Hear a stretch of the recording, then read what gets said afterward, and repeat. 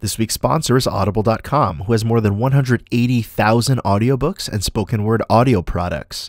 Get a free audiobook of your choice at audibletrial.com/CA Telecast. This time around, we're recommending Harold and Maude by Colin Higgins, published just the year before the film was released.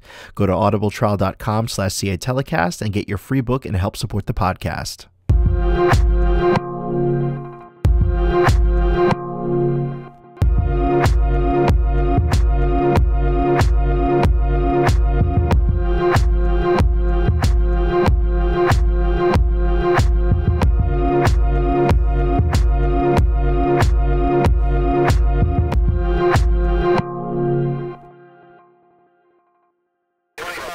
Greetings, travelers. My name is Nick Murphy. And my name is Satchell Drakes. And we have a special guest with us. Christian Schultz. What's going on, man? Hello, fellas. Boys. How's it going, dude? It's good, man. Cool. I'm currently in my office, freezing cold. Oh, nice. I love it. So what do you hear? What do you do, man? Where are you located and stuff? Yeah, so currently I'm in Fort Worth, Texas. Oh, cool. I work for a company called Music Bed, and we basically license independent artists for TV and film, and also independent people making films on the internet. That's awesome. Super tight. Yeah, This is pretty legit. Yeah, Satchel sent me some of your stuff, dude. I love it, man. That Phil Bloom thing was great. Oh, thank you. Yeah, it's basically just, I guess you could call it just marketing. So I'm It's more than that. You guys have a little bit more freedom. You guys do some deeper stuff than just marketing. Yeah. Well, we try. Well, dude, that's awesome, man. We're glad to have you on here. So we're gonna jump into our little film telecast. This is the Cinephilia Anonymous Telecast, and we're gonna take you on an interstellar adventure through the darkest corners of your mind to unlock your hidden passion for cinema. You know what I'm realizing? Every time I sync that, yeah. Every time we sync that, everything else is in sync, but I'm off sync, so it sounds like I'm just like, oh yeah, and that last line that. Well, now we don't need to sync anything anymore. We'll just use your sync for cinema. Will be the sync. There you go. You got it. So this week we're talking about Harold and Maude, directed by Hal Ashby. And Christian, this was your suggestion, man. This was really cool. It was. You were a little nervous about this suggestion? Yeah. I mean, it's one of those things. It's one of those movies that was special to me and my friends. You know what I mean? Right. So I'm assuming that it would be special to other people, you know? I can see how this movie definitely would be special. I personally, on my end, I had never seen it before, but it's been one of those movies that has been on my list of movies to see. Well, real quick story: like when I was like 12 years old, Entertainment Weekly posted AFI's like top 100 list. So it was like the top 100 list from like 1995 back, right? So it had like little check boxes. So like one summer I was like, okay, I'm going to watch all these movies. And I got like 25, 30 movies in, and I just kind of like ran out of time. But Harold and Maude is on there, and I actually found that list recently, and like now I can check it off on there. Because it's been like, I have this like Amazon Criterion wish list, and it's been on there for a while. And I was like, you know what? Nice. Now I can finally get it, and I'm good to go. Yeah. So it was go ahead, sorry. It was one of those films that it felt like I didn't find it that way, you know? Like, that's kind of interesting. I wish I had that list because I would have probably done the same thing. But it was one of those things like me and my friends felt like we found it. Mm-hmm. You know what I mean? Yeah. Like somehow like it had tossed like through people and like the same way that like Grizzly Man is, and like oh, man, you know what I mean, yeah. and like Rushmore and stuff like that, like stuff that was made before, you know, I was like independent about my film choices. Right. So it was kind of that way. It was, you know, probably through one of my friends, like, hey, my older brother said watch this film and we're all gonna love it, kind of thing. Yeah, it's a really interesting piece. Satchel, have you seen it before? No, this? I hadn't seen it before. Yeah, I was fresh to it, and when I checked it out, it was kind of one of those films. It's like, man, I wish I knew about this sooner. Like, yeah, this is what I've wanted. I've been waiting for something like this. That was kind of my gut reaction too. I was kind of like, I can see how this is a lot of people's favorite movies, and probably if I watched it 2 or 3 more times, it would have been. Watching it 2 or 3 more times is probably going to make it like one of my favorite films. Yeah. So I like really dug it like right off the bat.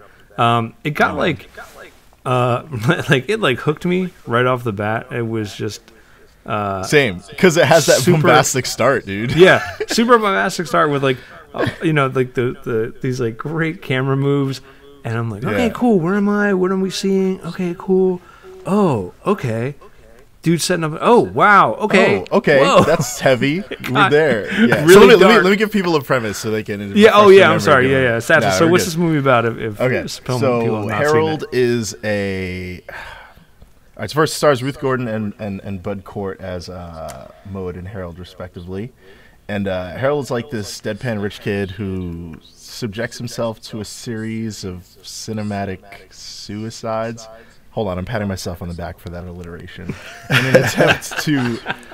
an attempt to vie for his mother's attention. So Harold possesses the ability to commit suicide without harm. Mm-hmm. It's not at all played as like this supernatural superhero thing. No, it's much more like playful in like a Lydia Dietz from Beetlejuice kind of. Like sure, yeah, dark, exactly. You know. Oh my god, that was so good. It's established right away that this isn't a dream or a hallucination, because like that, like he's sort of. So what Nick is sort of referring to is like the film starts and this dude like hangs himself, right? Yeah. And his mother walks in the room and is unimpressed. But it's like I don't know if it like actually like times out to be a long time, but it felt like a long time that he was like hanging there, and I was like, oh my god, is someone gonna see? And I was like, okay, here comes the mother. Oh my god, she's gonna scream. Then she does. She totally ignores it. I was like, all right, like right from the start, I was like, okay, I like this dark tone that they're setting for this movie, and that then is carried out throughout the rest of the film. Yeah. And I'm like, is he a zombie or what's going on? And then they have the whole dinner gathering where his mother and all their guests acknowledge that like they all acknowledge that he's alive. So I'm like, okay, this is what happens in this universe. Yeah. That's kind of cool. Yeah. Christian, like, what was your, like, rewatching it recently? Was it like, did it just like bring you back? Oh, yeah. I mean, I think it's interesting just hearing you guys talk about it from like, I've seen it maybe 12, 13 times in the last, 6 years, 7 years or something like that. That's wild. It's kind of interesting hearing you guys talk about it. Of like, I can't imagine seeing it for the first time and not understanding that first scene. Like you watch it a second time and the third time and fourth time, you're like, you just watch it differently because you do know what he's doing. You know what I mean? Right. It's interesting to hear you guys talk about it, but I like the mystery. I like that they never explain how he's necessarily doing these suicides. Yeah, that was kind of something back and forth too. Like some of them, like immediately with the hanging one, I was like, oh, okay, he must be like, maybe he's like into special effects or something or like that. And I was like, no, he's just dark and disturbed and is into that kind of stuff. And that's what I struggled a little bit with. Not struggled, that's not the right word, but kind of like played back and forth. Like, is this real? Like, or is this like is he just doing it to get a reaction, or some of this? Because like, there's the one where he like the gunshot happens, and I was like, oh my god, that seemed real. Like, right? Oh, you were still thinking that it was like, that's great. Well, yeah, he does one where he like spreads blood everywhere. I was like, oh, okay, this kid's he's just into like special effects stuff, and then like the gunshot one happened. I was like, oh my god, that seemed like really for real. And then, I think like the one that really threw me for a loop is when his mother sets up that date for him, and she sees like over the mother's shoulder is this like, oh my gosh, I had to rewind that because I wasn't even paying attention to the background. There's this like, and I was figure like, pouring perfect. Gasoline on, and it's like there's Harold. He's up to his old tricks. And it lights on fire. And he responds. Yeah, that's the thing. Like, dude, he responds. I love that. And then he does that slow turn and like breaks the fourth wall and like I know. He's like it's this like and Bugs then Bunny, his mom looks at him, and he like sees his mom out of the corner of his eye, and he like changes his face really quickly to be more like, oh, I made a mistake again. Yeah. You know what I mean? It's so great. I always took it as like he's doing magic tricks. I don't know if that's how you got it, but like, and I don't think that that's like what it was, but I always assumed, because in that one where he sets himself on fire, he like comes around and it's like it wasn't him. You know what I mean? Yeah, or like with like the gun suicide thing, it's like I always figured somewhere he was like interested in magic for some reason. Yeah, you know what I mean?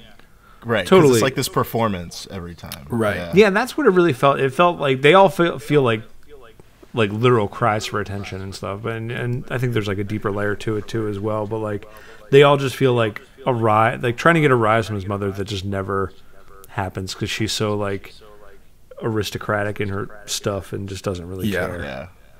I felt like watching this movie like early on, I was kind of like, oh man, this is like, I feel like this is like the indie movie Bible almost. Do you know what I mean? Like I immediately thought of like The Graduate. I was like, I almost feel like The Graduate and this could almost be like companion pieces. Like in the sense that they're tonally, they're kind of like about, I don't know. Especially when they're getting to know each other better, like when they're having the picnic and they're sort of having those like quasi existential conversations. You're like, okay, like I'm kind of pulling off this idea that they're pointing at these really interesting questions and having their own kind of like walk through like what the meaning of life is. And it made me think a lot about like that same kind of circuit that you're talking about. Yeah. For me though, I didn't think indie movies right away as much as I thought about like, all right, so to kind of lay on the premise, like he goes to these funerals that he has nothing to do with for fun, and like that's where he meets Maude, right? And she's sort of like this elderly woman who does the same thing for some reason. And that's kind of thing. Maude is there, and she's just kind of like observing him and like connects to him. Yeah, like it made me think about like when Edward Norton meets Marla Singer in Fight Club. I thought where you sort of have like this offbeat dude with like a dark coping mechanism who finds a kindred spirit. In that sense, yeah. And you know what? The too, relationship's different, but like but that same kind of thing, like connecting through these like dark means, in that like whole setup, and also too like with like another thing I made that I just thought about with like the indie thing is that like usually in the indie movie it's kind of like someone who is depressed and having like issues, and then he or she like meets like man or woman of their dreams kind of thing, and they're always like erratic and like complete opposites, but like these two are both kind of dark, so they're both kind of like messed up in this sense. So there's not really like that, like they always talk about that like manic pixie trope. Like they're both kind of that already. Sure. Yeah. But then once you set that bar, like okay, they're both like this, then you see that they're almost like polar opposites of Definitely. that. Yeah, it's like their setup. meeting point is like they both have a normalized appreciation for death, right? Yeah. Like they connect over it, but then Harold appreciates death as an escape from life, and Maude appreciates death as a part of life and a reason to live it without reservations. Yeah. And like she's like teaching him the whole way, and you're like, is this romance? No, this isn't romance. Is this romance? Right. Yeah, it was. I didn't know if it was gonna play. Like, I had a vague sense of the storyline. Like, I had heard that like Harold and Maude kind of thing. Like, whenever someone dates someone older, like that was always like a burn kind of thing. But like, so I knew it was like that was kind of the presence, but I didn't know like how far it would go. I thought maybe it would just be like they would be like companions kind of thing. I wasn't sure if it was going to be like a romantic kind of thing. And it was interesting that it was that, and it was interesting that wasn't the main focus of it. Do you know what I mean? I guess like I assumed like the plot line in my head would be like, oh, he starts dating an older woman, and everyone's like, oh, you shouldn't do that. You should get someone your own age. That's so ridiculous. But that's really not the whole thing at all. It's really just their like adventure, which is kind of nice. Like there's no like obstacle for them. Like there's no like if this was why can't I think of it? What's that John Cusack movie? And that's what would have made the movie like super normcore, right? Where like where like played a out father that way, figure. And it's you and me versus the world, right? What I say, like. Yeah, it was. Yeah, and then I was kind of expecting that, so that it was nice that it didn't do that. It didn't fall into that kind of trope. Christian, how did you feel about the romance, like, especially as like a kid? No, I mean, the first time you see it, you're obviously kind of like taken back a little bit because it is sort of, you know, she isn't the most attractive older woman. You know what I mean? So but like, she's like weird. She's like charming though. There's something like right. Well, that's the thing. I feel personality-wise. like the relationship between them was always like, you know, Harold was like seeing himself in her, or seeing more, rather like what he wanted to be. Yeah, You know what I I felt mean? like that too. Like he saw that and was like, I want to be like that. I want to be carefree and different like that. Well, even at first, like the first time he meets her, he like tries to correct or like tries to remind her like what she's doing is wrong because she's stealing cars, you know, everywhere she goes. right. And the first time he's like, "Don't you think that this is kind of wrong? You know, like don't you feel like you're hurt, like you're messing with people?" And like she just kind of reminds him that like, or like in her version, you know, it's not that important. Like almost like people are going to be okay. And then like from then on, he's just like obsessed with like getting to know her, you know. Yeah. But I think like from the get-go, like they're both like obsessed with death, you know. Like they're both in their own ways, you know, with I think like coming from Harold's side probably like because his dad died and like he's kind of trying to find that, and then from hers as you kind of come to find out, like seeing so much death in her life, you know, I'm sure they're kind of coming at it from different ways. But like the romance to me, it felt more interesting than like right. Is that weird? Just, you know what I mean? No, like, it was fascinating to see it unfold. Yeah. Like in no way did you ever feel like, even now when I watch it, it doesn't feel right. I'm not like, man, yeah, they should be together. You know what I mean? But it feels like in the world that, you know, that this kind of like sets for itself, which is, it's kind of like an anti-world anyway. You know, like at least Harold's point of view is always kind of anti, you know, like even when it comes to him almost getting drafted into the army, you know, like it's everything is like trying to push away from what his mom wants him to be, you know. So I guess like he finds like a kindred spirit in this other woman, and it kind of didn't even matter how old she was, you know what I mean? At least to me, but it didn't take the weirdness out of it for me at all, you know. It still doesn't, like, but I think it's like it doesn't like make you love it any less, you know? Yeah, totally. And I think there's a moment in there where I think the director kind of wanted that feeling, like when he says that he's going to get married, and then they cut to like the kind of like the father figures for Harold. I guess it's his uncle, the military guy, their clergyman, no, his therapist, and then their clergyman.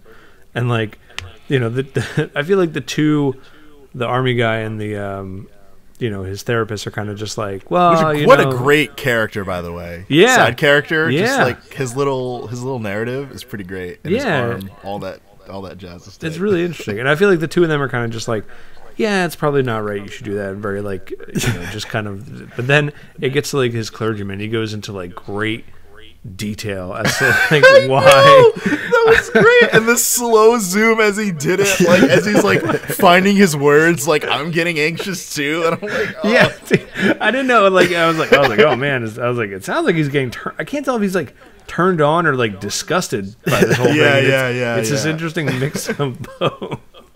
Oh my god. And I guess like I didn't really think of the logistics of their relationship like until that point, and I was kind of like, I mean, dude, that's what they're into, man. Let them be. You don't have to like be a downer about it. Yeah. I had a similar tension where it was like, all right, this chick is like a textbook bohemian right now, right? But at the same time, like it's like this is a relationship. Like, it's not a matter of me like asking, well, where does this fall in the moral compass, as much as it's just like they're together. That's like like it's just that's a thing that exists. Like, yeah, I don't know. It was their dynamic was really interesting. Like, you know, with Harold, kind of wanting to end his life, just out of boredom, and I don't know if it's boredom more. Maybe it's more just like I thought there was fuel behind it. I thought so. Okay, so here's my coming of age speculation for this film, right? Like, and feel free to call me out. All right, I think the most interesting suicide was probably his last one, because he has this moment where he breaks down, he's there with Maude, and he breaks down thinking about the sincere attention he received from his mother when he first died, like when he first wasn't even trying and he died, right? And like, it made me think about how like every moment after, she clearly ignores like him committing suicide to kind of just live her own life, and every suicide that we see is committed for her to notice, right? Like when he's in the pool or directly in front of her when he's on the dates.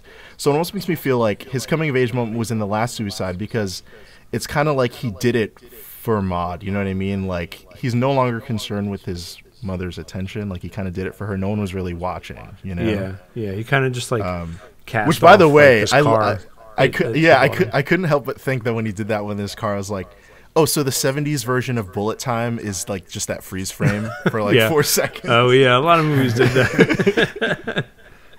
Yeah, I guess they did. Like when one dude like punches the other dude in like an old buddy cop film, it's like, bam, or maybe I'm just thinking of Batman. Yeah, exactly.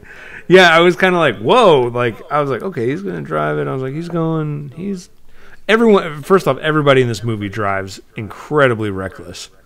Like Maude is just like flying all over the place, and then I like that he's doing that at the end too. I was like, oh, okay, he's like taking up that part, and then I was like, oh, he's like driving a lot on this cliff. I was a little worried, and then it went off, and I was like, oh, whoa, I didn't think that was gonna happen at all, and I was like, oh man, he just like ends it. I was like, that sucks, and then he walks away with the banjo. I was like, that's kind of nice. They show like that little figure like on the cliffside, which was kind of cool. Yeah, that's cool. I almost feel like. What did you guys think about? I mean, obviously, one of the most reasons that I love this movie is for the soundtrack. Yeah, with that Cat Stevens, Cat Stevie. Yeah, that came up, and I was like, oh man, this is great. This is really cool. And I think that's where I'm drawing the Graduate kind of companion piece, feel to it. And maybe, I thought one of the coolest things is that like the song "If You Want to Be Free" was literally written for this film. Oh, that's cool. That's awesome. Like if you like, that would have never come out if it wasn't for Harold and Maude, which seems kind of silly, but because that's such a famous song, right? You know, like that's like, and it was made for. It came out of a soundtrack. Which is that's like interesting because totally weird. She even sings it in the movie. Like I was like, oh, okay, well this song is definitely well established at this point. Like what a risk to be like, I'm going to sing a song in the movie that's no one's ever heard before. It could be good. It could not be good. That's awesome, man. I didn't realize that. Did you guys see him in the film? No, is he in there? He's in there. He's at the first funeral where Harold meets Maude. He's standing kind of by the priest. Like when he's standing. Wait, is it the first one? Maybe it's the second one. It's whatever one she's like hissing at him, where he's like wearing the sunglasses. Yeah. You know what I mean? Yeah. If you look right to the left of Harold is good old Cat Stevens. Oh, That's dude, great. yeah, I see it. Oh my god, that's so funny. That's great. That's awesome. Yeah, I think the director and Cat Stevens were pretty good buddies. They even look very similar if you look at them side by side. That's awesome. I was really digging the soundtrack. I thought that was like, it's such a good tone and feel to it. It almost felt there's a lot of like 60s kind of like overspill in this movie, in the sense that like I feel like the soundtrack was very, very much like that, like very folky, very kind of like in that mindset. And what I really liked about these two characters and the dynamic that I think played really, really well is that most times there's like a young person who kind of has that be free of all the previous generations terrible kind of things, right? And it's usually the young person that has that, but in this dynamic, it's the older person in the movie that has that kind of thing, and she's dealing with a much more like stuck up kind of younger person, who has this really like dim outlook on life. So I thought that was like a really interesting kind of like role reversal and kind of swap that worked out in the movie's favor. And it was it just kind of was nice because so many movies around that time just kind of have these like positive thinking flower people kind of thing, and like everyone just like dismisses them immediately. So it was cool that like it was a main character and it was like a different dynamic that we probably haven't seen before too much. Right. It was a good testimony that, like, usually people say, oh, yeah, that childlike wonder, you grow out of that. Right, but, exactly. Like, here was this living example of, like, no, childlike wonder can remain if you choose for it to stay. Yeah. In a very romantic way, like, you could sort of word it that way. Yeah, totally, man. I loved her humanizing moment where, like, I was like, waiting and looking forward to seeing what the humanizing moment would be like for her, because no one really ever gets into the details of why she is the way that she is. She just is, and you just accept it, which would have been totally fine as well. But they presented it in the most personal way. Like when she and Harold are watching the sunset by the dock, and he looks down and catches the numbers on her arm for the slightest moment. Yeah. Like, let's talk about that. Like, I appreciate that the film didn't hold my hand and like blow that up. Or like change the music, like, oh my gosh, here's the part. This is why, guys. This is why. It wasn't like a record scratch. Yeah, like, exactly. It's this.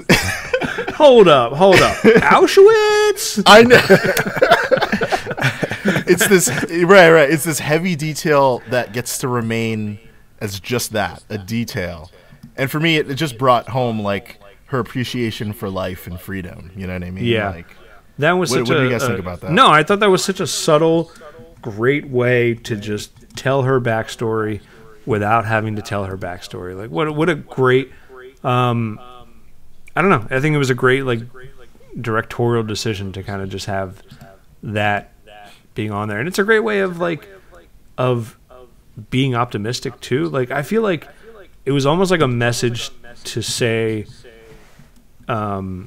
Harold has such a terrible, dismal outlook on the world and like the future. I guess like I guess you could like extrapolate his young person kind of like feeling toward that and just be like, oh, I'm just things are just terrible. They're never going to get better. And then it was like a nice moment to be like, no, we've lived through worse than whatever is happening right now. Like whatever's going on right now. I think like Vietnam was probably happening when this movie was going on. So it's probably like, this terrible thing is happening, but we've gone through much, much worse, and we've come out, with a positive outlook on it too. Yeah. So you guys should feel like that too, Yeah. Yeah, what a great little moment. Well, why don't we take a little break and we'll come back and we'll talk more about Harold and Maude. Boom. All right.